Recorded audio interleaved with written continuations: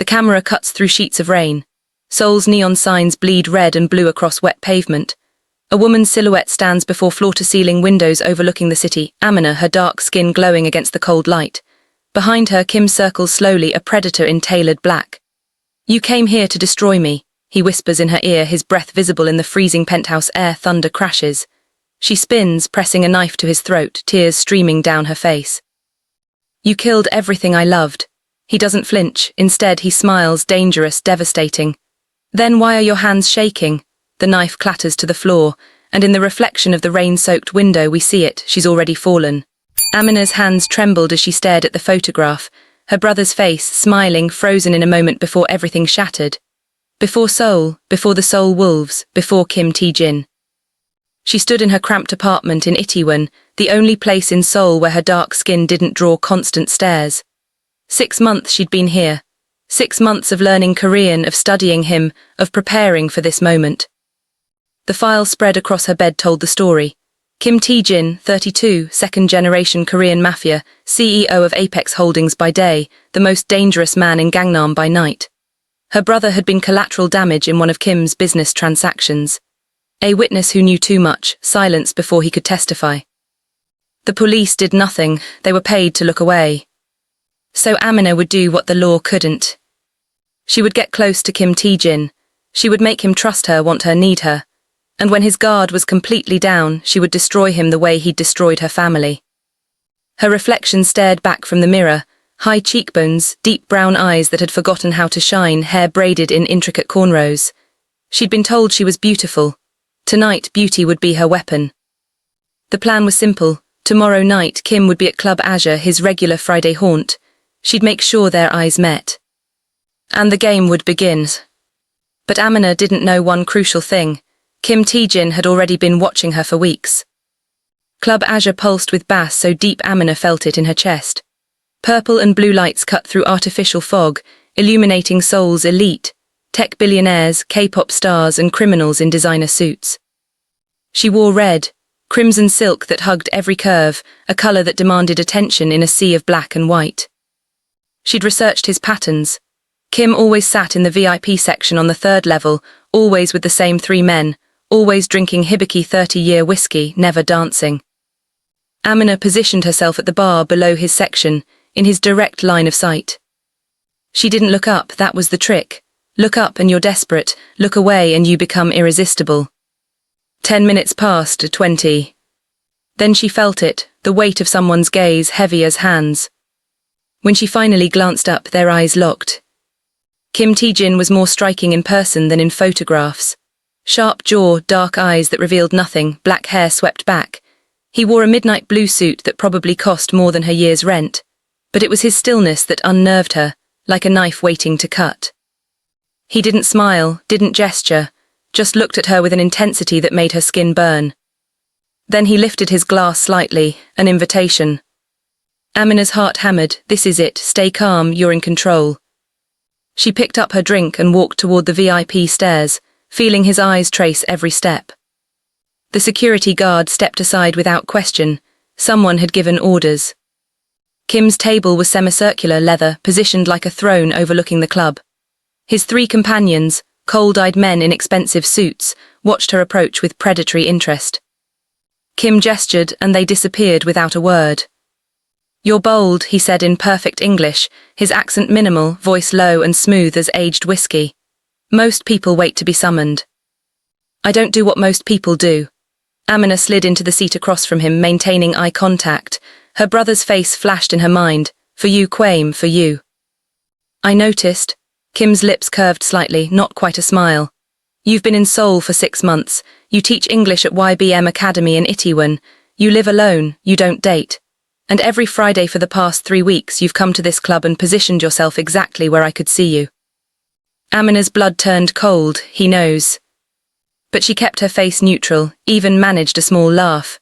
"Are you always this creepy or am I special?" "You're definitely special." He leaned forward and she caught his scent, cedar and something darker, more dangerous. "The question is why? Why would a beautiful woman from Lagos spend 3 weeks trying to get my attention?" "Lagos, he's done his homework." Maybe I like powerful men, she said, voice steady despite her racing pulse. No, Kim tilted his head, studying her like a puzzle. You hate powerful men, I can see it in your eyes, so I'll ask again, why? The moment stretched between them, electric and dangerous. Amina made a choice. Sometimes the best lie is closest to the truth. Because powerful men took everything from me, she said softly. And I've learned that the only way to survive in this world is to understand them. Kim was silent for a long moment. Then he poured her a glass of whiskey from his private bottle. Understanding and surviving are two different things, Amina. Her name on his lips was a shock. He'd known all along. Then teach me the difference, she whispered. Kim smiled then, a real smile, beautiful and terrifying. Careful what you ask for. 3 dates, that's all it took for Amina to realize she'd made a catastrophic miscalculation. She wasn't seducing Kim Tae-jin. He was seducing her. Their first date, a private dinner at Youngsik, Seoul's most exclusive restaurant. Kim spoke 5 languages, quoted Akpe and Soyinka, her favorite Nigerian authors, and asked about her childhood in Lagos with genuine curiosity. He didn't touch her once, but his attention was so complete, so focused that she felt naked under his gaze. Their second date, a midnight drive to Namsan Tower. Seoul spread below them like scattered diamonds. Kim told her about his father, a man who'd built an empire on blood and demanded his son do the same. I never wanted this life, he admitted, voice barely audible. But wanting doesn't matter when you're born into a legacy of violence. For a moment, Amina forgot he was her enemy. For a moment, she saw a man trapped in his own cage. Their third date, his penthouse in Cheongdam-dong, floor-to-ceiling windows, minimalist design, art worth millions. He cooked for her bulgogi and japchae and laughed when she teased his technique. The rain started as they ate, drumming against the windows. Why me? Amina asked suddenly. You could have anyone. Kim set down his chopsticks. Because you're the first person in 10 years who's looked at me like I'm human. Everyone else sees a monster or a meal ticket. He paused. Even if you're here for revenge. Amina's heart stopped. What? Your brother, Kwame Osai, witness in the Apex Holdings case 18 months ago. Kim's voice was gentle, devastating. He died in what was ruled a car accident, but you don't believe that. Tears burned Amina's eyes. You killed him. No, Kim stood, walked to the window. But my father's organization did, and I carry that guilt every day. How long have you known?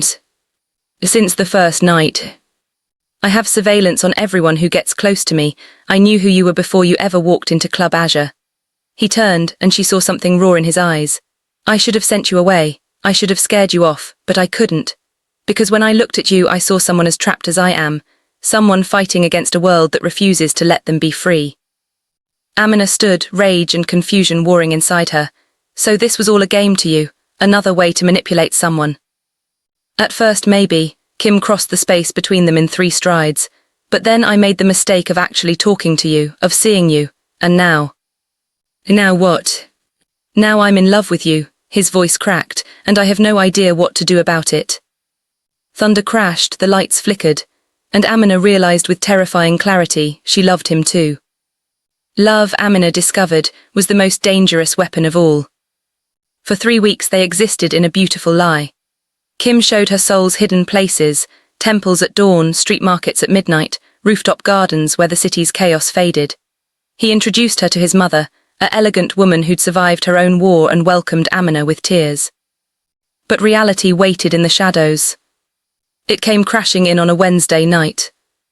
Amina was at Kim's penthouse when his phone rang. She watched his face transform, warmth replaced by cold calculation.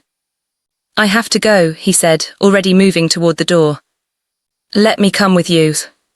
Amina, you said you wanted me to understand your world. Let me see it. Kim stared at her for a long moment, then nodded.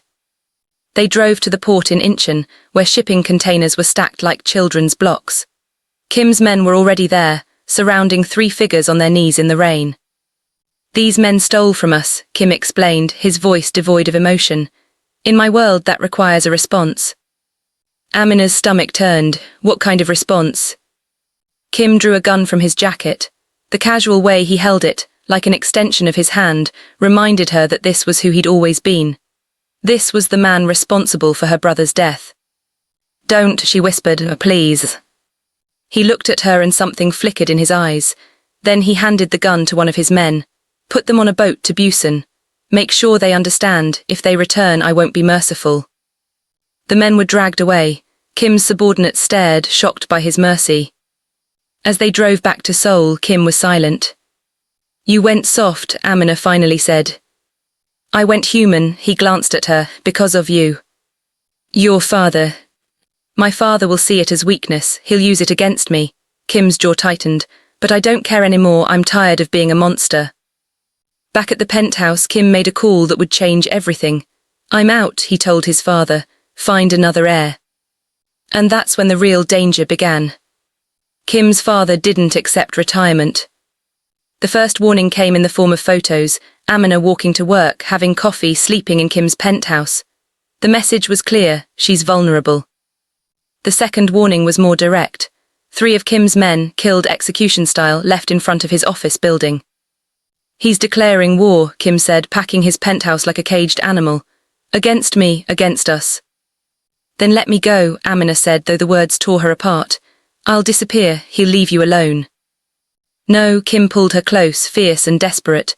I've spent my entire life doing what was expected, sacrificing what I wanted for the family. Not anymore, not you. Then what do we do? Kim's eyes hardened. We end this permanently. The plan was dangerous, possibly suicidal. Kim would offer his father a deal, all of his holdings, his network, his resources, everything, in exchange for Amina's safety and his freedom. He'll never accept, Amina said. He will, because I know every illegal operation, every dirty deal, every politician on his payroll. If he refuses, I'll burn the whole empire down. The meeting was set for midnight at a warehouse in Songdo. Kim insisted Amina stay at a safe house, but she refused. If you're ending your old life, I'm there when you do it. They arrived to find Kim's father waiting with 20 armed men. Kim Song-min was in his 60s, grey-haired and cold-eyed, wearing a traditional hanbok like a king greeting subjects. You disappoint me, Tae-jin, he said in Korean. I built this empire for you, and you want to throw it away for a woman. For my life, Kim replied, for the chance to be something other than your weapon. Then you're weak, and I don't tolerate weakness. Kim's father gestured. Guns rose, pointed at both of them. Amina's heart stopped. This is it, this is how we die. But Kim smiled, calm, certain. If you kill us, you lose everything. I've given all the evidence to 3 different prosecutors. If I don't check in every 6 hours, it gets released. Your empire collapses overnight. Silence. Kim Song-min's face twisted with rage. You'd betray your own blood. You betrayed me the day you made me a killer. Kim's voice was steel. I'm giving you a choice. Let me go and keep your empire, or destroy me and lose everything. The moment stretched, infinite and terrible. Then Kim's father lowered his hand. The guns dropped. You're dead to me, he said quietly. Both of you, if I ever see you again, the deal is void. Kim nodded. Goodbye, father. And they walked away, into the rain, into the unknown, into freedom. Lagos, Nigeria. Golden hour paints the sky in shades of amber and rose. Amina stands on the balcony of their home in Ikoyi, watching the Atlantic Ocean roll toward the shore. She's wearing a yellow sundress, her natural hair in loose curls, one hand resting on her swollen belly. Arms wrap around her from behind. Kim presses a kiss to her temple. Thinking, he asks in Yoruba. He's been learning her language, trading Korean lessons for ones in her mother tongue. About how different life would be if I'd actually gone through with my revenge. You'd have killed me that first night at the penthouse, Kim says with a slight smile, when you pressed that knife to my throat. The knife was fake, Amina admits. I bought it at a costume shop. I don't think I ever really wanted to kill you, even then. So what did you want? She turns in his arms, looking up at the man who'd been her enemy, her target, her unexpected salvation. Justice, peace, a way forward instead of backward. Kim's hand rests on her belly, feeling their child move. He'd left everything behind, wealth, power, legacy, and built something new. They run a non-profit now, helping victims of organized crime, offering the help Amina's family never received. Do you regret it? She asks quietly. Everything you gave up. Kim looks at her, really looks, the way he did that first night at Club Azure, and his eyes hold everything. I gave up a kingdom of shadows for a life in the light. I traded power for peace, violence for love. He kisses her forehead, her nose, her lips. I regret nothing. The sun sets over Lagos, painting them both gold. True power isn't in domination. It's in the courage to choose love over legacy, healing over hatred, tomorrow over yesterday. Amina came to Seoul seeking revenge, but found something infinitely more dangerous and precious, the possibility of redemption. Because the greatest victory isn't destroying your enemy, it's refusing to become one. Sometimes the person you're meant to destroy becomes the person who saves you. And sometimes, love is the bravest form of revenge against a world built on violence. This is their story. A story of two people from different worlds who found each other in the darkness and chose to walk into the light together. Because in the end, love doesn't conquer all, but it gives you a reason to keep fighting for a world where it could.